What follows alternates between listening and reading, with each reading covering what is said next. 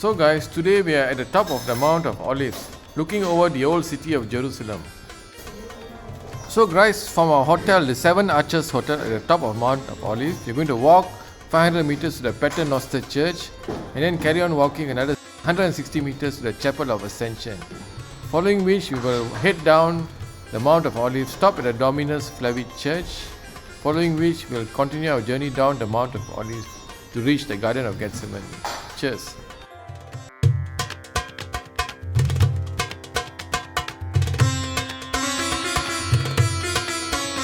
Mount of Olives, and you see this. Before we start our walk, we're getting a briefing from our guide Jamil. You can see that this is the hotel, the Seven Arches Hotel on top of Mount of Olives.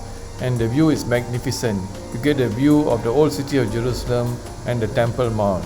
And you can even see the Dome of the Rock here, visible for nice photos. So Jamil has just broken the sad news that we have to actually walk all the way down Mount Olives to get our bus to continue our travels. However, we took some comfort in knowing that this was the path Jesus took on Palm Sunday when he went down the Mount of Olives to enter the city of Jerusalem on a donkey. So guys, we are entering the Church of the Paternoster, which is Latin for Our Father. In the 4th century, this church was called Church of Eleuna. The word Eleuna is a Greek word meaning olive grove. There is an entrance fee of 12 shekels to enter this place. This church was first built in the 4th century by Emperor Constantine under the direction of his mother Helena. The church was then destroyed in the 7th century by the Persians. In the 12th century, the Crusaders rebuilt the church, only to be destroyed again by Saladin. However, in the 19th century, Princess Aurelia Bossi from France acquired the site and built this present church and convent. Just as you enter the church, there is a map of the building. That's the entrance here, and then the 4th century Byzantine mosaic, a crypt where Jesus taught the Lord's Prayer to the disciples, the cloisters, the church and convent of Paternoster, and the tomb of Princess Aurelia Bossi, who built the church. Main entrance, cloister. What's a cloister? So you see, Raja is asking what a cloister is. A cloister is a covered walk in a convent or monastery or cathedral, typically with a colonnade or row of columns open to a quadrangle or courtyard on one side.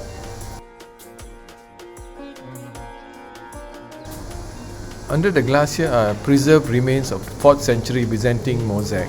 From the 4th century church, it was first built here.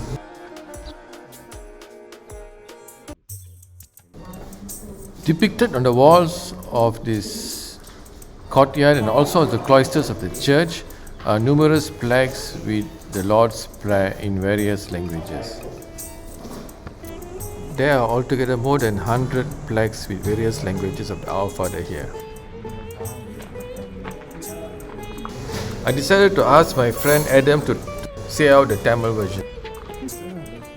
Okay, start. பரலோகத்தில் இருக்கிற எங்கள் பிதாவே, உங்களுடைய நாமம் அர்ச்சிக்கப்படுவதாக, உம்முடைய ராஜ்யம் வருக, உம்முடைய சித்தம் பரலோகத்தில் செய்யப்படுவது போல பூலோகத்திலும் செய்யப்படுவதாக. எங்கள் அனிதன உணவை எங்களுக்கு இன்று அளித்தருளும். எங்களுக்கு தீமை செய்தவர்களை நாங்கள் பொறுப்பது போல எங்கள் பாவங்களை பொறுத்தருளும். எங்களை சோதனையில் விழவிடாதே, தீமையிலிருந்து ரட்சிக்கருளும். ஆமென். Amen.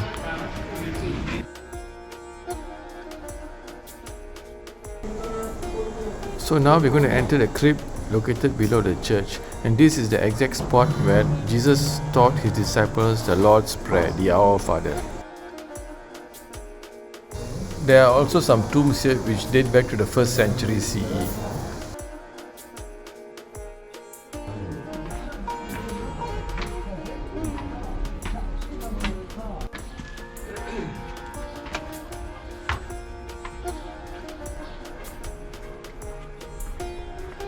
Now these are the 19th century cloisters. As you can see here, there are various plaques with the Lord's Prayer in different languages here.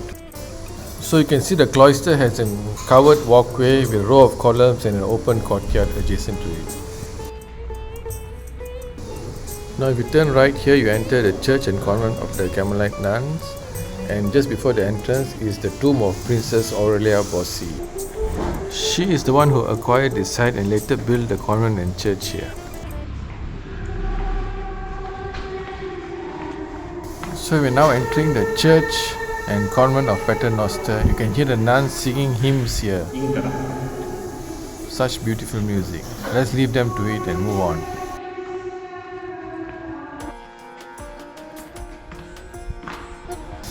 They even have the words of the Our Father written in Braille.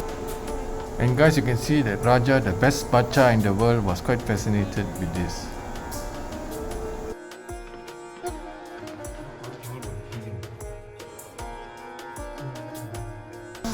So I did manage to find an English version of the Our Father here.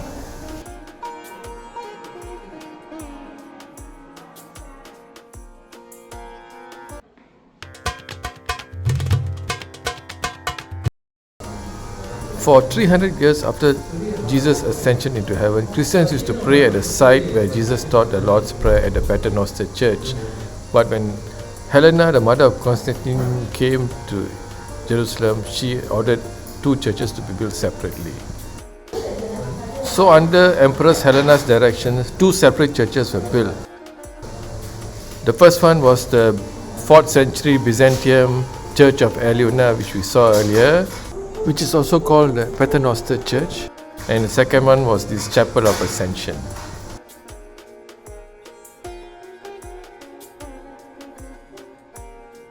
This chapel was also destroyed in the 7th century by the Persians and rebuilt by the Crusaders in the 12th century. It should be the most accurate place for the ascension of Jesus, 40 days after his resurrection. Inside there is a big rock with a traditional footprint. We call it traditional because the Crusaders at the 12th century, they claim that they found the rock with the holy footprint of Jesus at this area here. What's your name, man? Bilal. Bilal. So as you enter this chapel, you can see a stone bearing the right footprint of Jesus, his last touch on earth before he ascended to heaven. The stone bearing his left footprint was said to have been taken to the Al-Aqsa Mosque years ago. Where is the footprint? What's the footprint there? Can you see that shape there? Big footprint. So guys, you can see that it was a bit difficult to convince everyone that that was the actual footprint of Jesus Christ they could see. Oh, that one. This is the footprint. Yeah. This is the heel. Right. There's a heel there. That's a footprint. Yeah. Here's the heel. Watch it. It's oily. There's the heel there. So I decided to take another view of the footprint to get more convinced about it.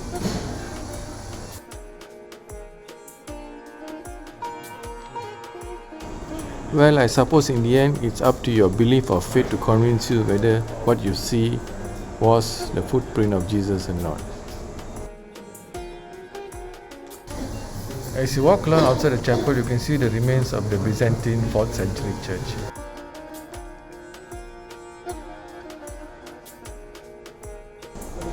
So that was our visit to the Chapel of Ascension, and now we're going to walk down the Mount of Olives towards the Garden of Gethsemane. So guys, after visiting the two churches at the top of Mount Olives, we're going to walk slowly down.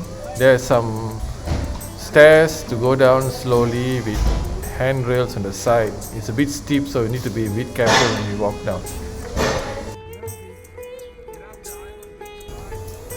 According to our guide Jamil, to be buried here on the Mount of Olives facing the Temple Mount, the site of the future third temple, is considered an honor, and very few people are privileged to have this opportunity. So only Jews of status and prestige and wealth can afford to be buried here in this privileged site. As you can see, the tombs are all facing the Temple Mount from here.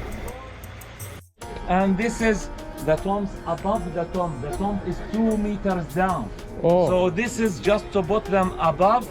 There are some holes to light candles or something. But the burial, Jews and Muslims in the ground. So, and they can bury when the flesh goes. They can bury after 5-6 years. They can use it again. So this is if they are relatives and so on. Hey, I watched the movie Schindler's List. They put the stones on the. Yeah, that's what I explained, my friend. It's the same thing. I explained here that they don't put flowers because okay. the stones stay longer than the flowers. Okay. Then another meaning to say that he lived and died still the third temple wasn't built. Maybe they will use these stones in building the third temple. So this is the 3 significance for these stones. Okay. So guys, that was the first part of our video walking down the Mount of Olives. Stay tuned for part 2 coming out soon. Cheers.